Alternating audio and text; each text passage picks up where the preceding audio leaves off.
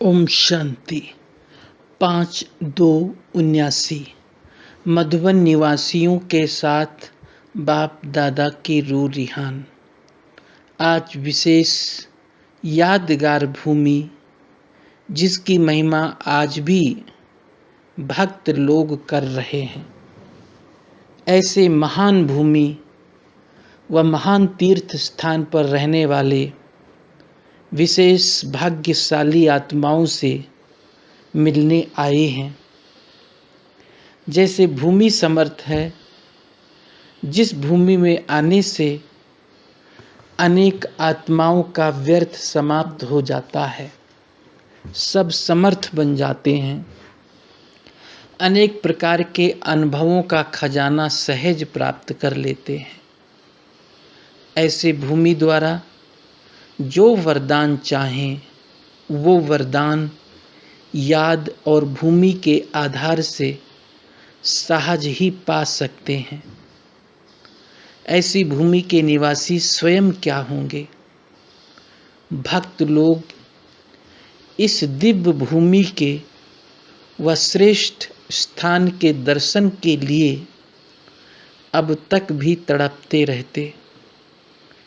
ऐसे भूमि पर रहने वाले दर्शनीय मूर्त हैं। जैसे स्थान का महत्व है, ऐसे ही स्थिति भी रहती है। वह स्थिति से स्थान की महिमा ज़्यादा है। दूर रहने वाले सिर्फ मधुबन की स्मृति से ही समर्थ बन जाते हैं, तो मधुबन निवासी क्या होंगे?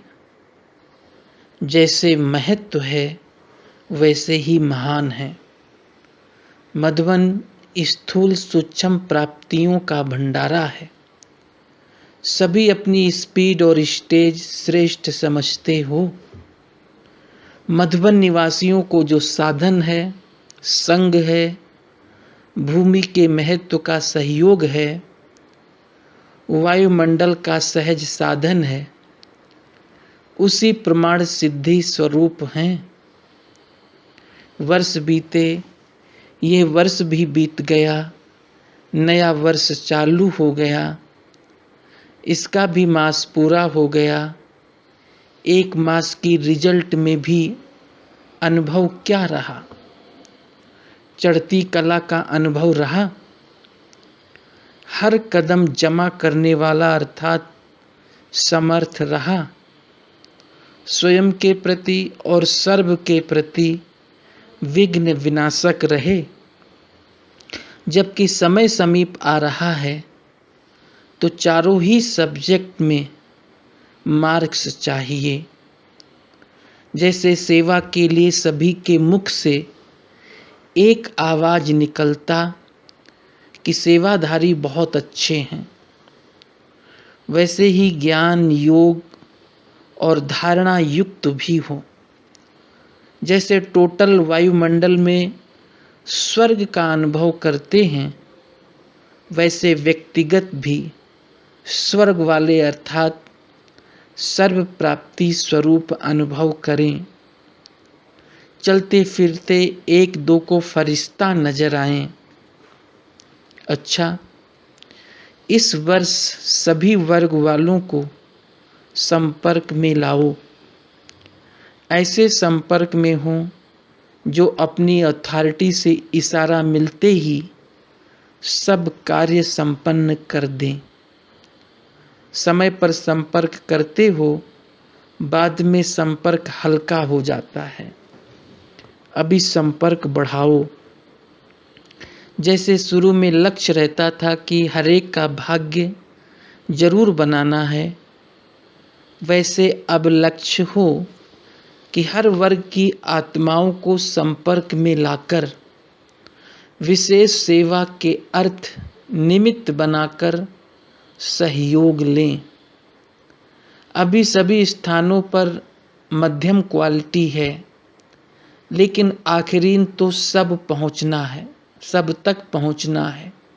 ऐसी विशेष आत्मा निकले जो एक द्वारा अनेकों को संदेश प्राप्त हो जाए, उमंग उत्साह पैदा हो जाए। तब तो क्यों लगेगी। इस वर्ष ये क्वालिटी की सर्विस होनी चाहिए। विश्व पिता का टाइटल है तो विश्व में तो वैरायटी चाहिए ना। नास्तिक भी हों तो भी संपर्क में जरूर आएं। ज्ञान को भी सुन लें लेकिन परिवर्तन देखकर संपर्क में आएं। नई विश्व की स्थापना के लिए सब प्रकार के बीज चाहिए, तब विश्व कल्याणकारी बन सकेंगे।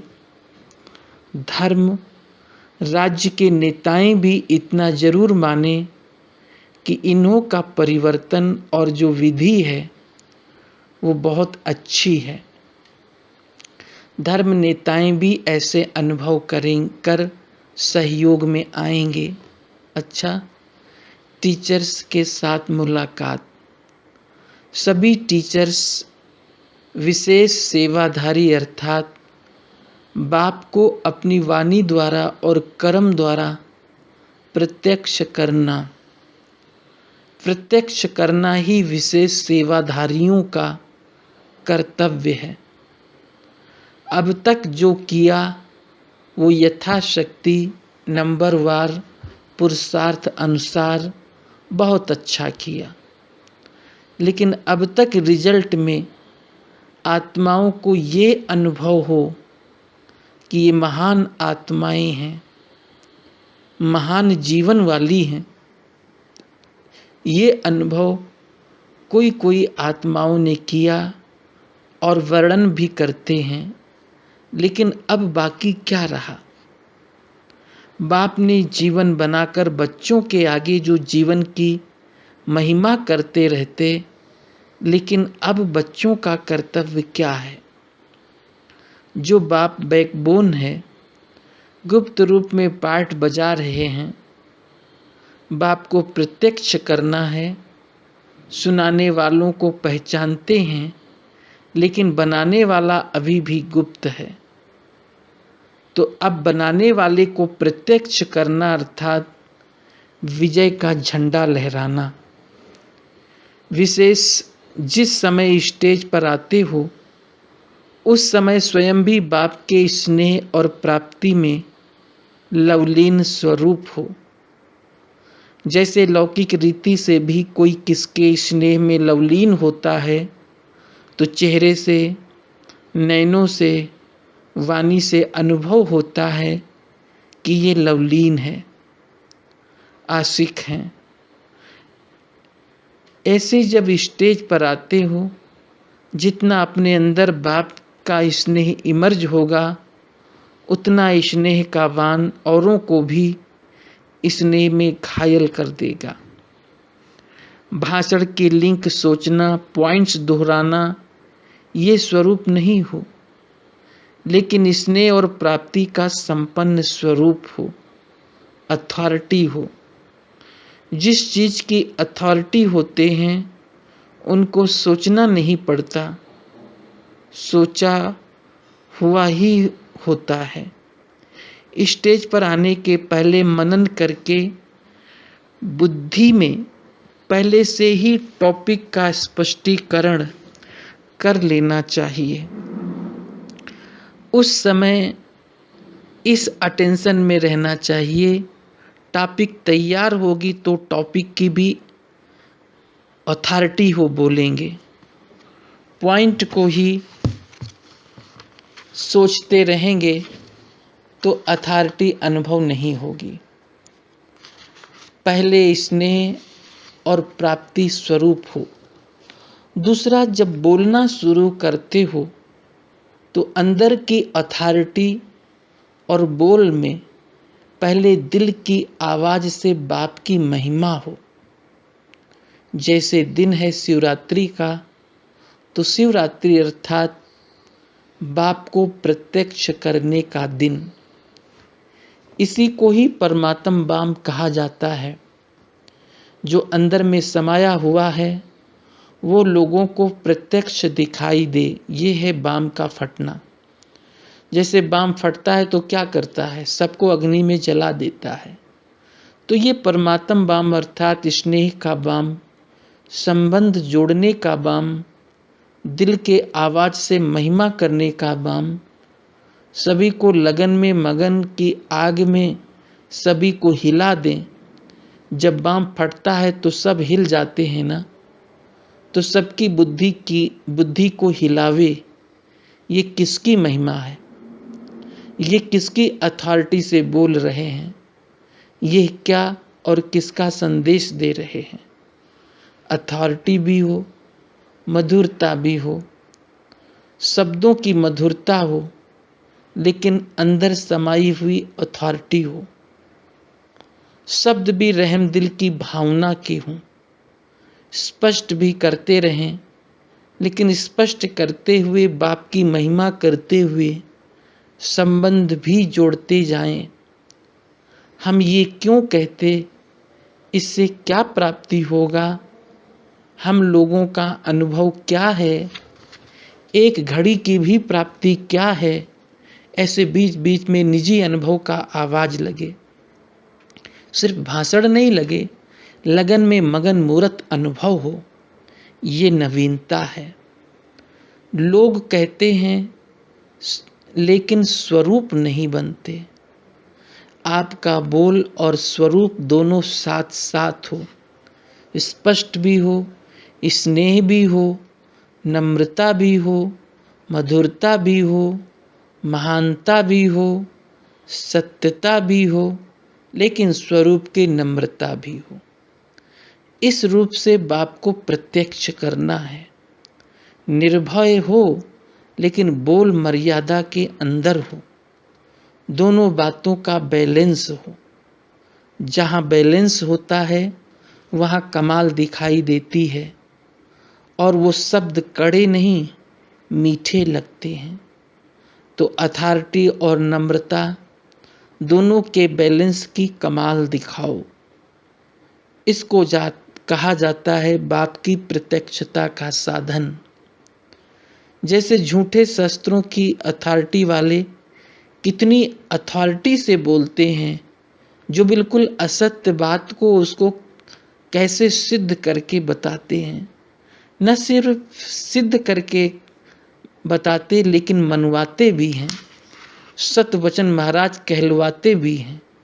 जब वो झूठ की अथॉरिटी वाले भी इतना प्रभाव डाल सकते, तो ये तो अनुभव के बोल हैं, प्राप्ति स्वरूप के बोल हैं, बाप से संबंध है, उसकी बातें हैं।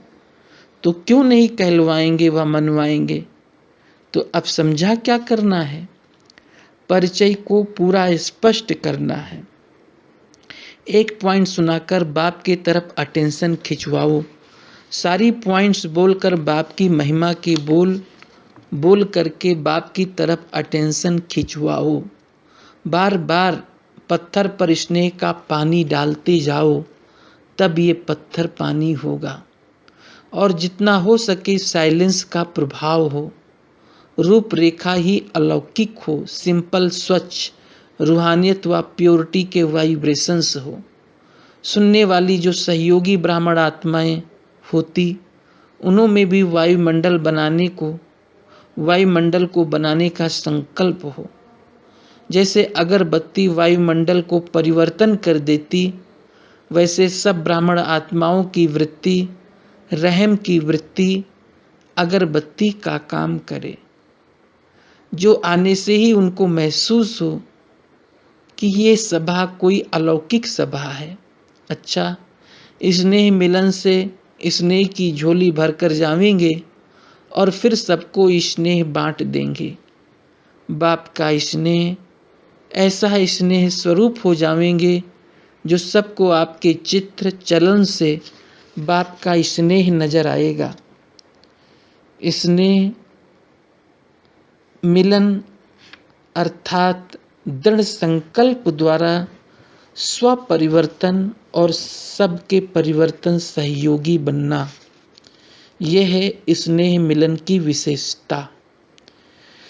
स्नेह मिलन अर्थात प्रैक्टिकल संस्कार मिलन। जैसे मिलन में हाथ मिलाते हैं ना, ये मिलन है संस्कार मिलन। अगर सबके संस्कार मिलकर बाप समान हो जाएं, एक ही सबके संस्कार हो जाएं, तो क्या होगा? एक राज्य, एक धर्म वाली दुनिया आ जाएगी। यहाँ एक होना ही एक धर्म, एक राज्य की दुनिया को लाने का आधार बनेगी।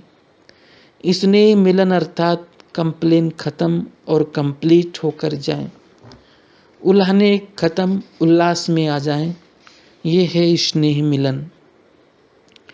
विदेशी भाई बहनों से मुलाकात।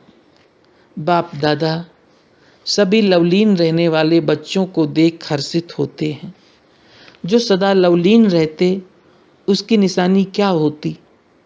लवलीन आत्मा को याद में रहने का पुरुषार्थ नहीं करना पड़ता, स्वतः योगी होगा। सिवाय बाप और सेवा के कुछ दिखाई नहीं देगा। जब बुद्धि को एक ही ठिकाना मिल जाता, तो बुद्धि का भटकना स्वतः ही बंद हो जाता। लवलीन आत्मा सर्व प्राप्तियों में रह औरों को प्राप्ति कराने में तत्पर होगी, इसलिए सदा माया जीत होगी।